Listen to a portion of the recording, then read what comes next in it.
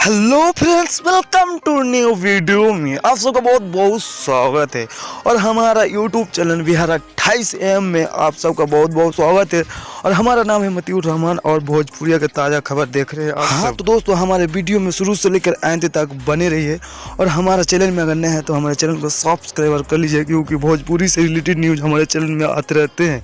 तो चलिए बिना समय ले देकर आपकी वीडियो को सुपर स्टार खेसारी लाल यादव का बहुत ही शानदार सॉन्ग एंड ब्लास्ट सॉन्ग होने वाला है, जिस सॉन्ग का नाम है ओठ मोठ हो जाए। जी दोस्तों, आप सही सुने हैं, ओठ मोठ हो जाए। बहुत ही खूबसूरत एंड ब्लास्ट सॉन्ग है।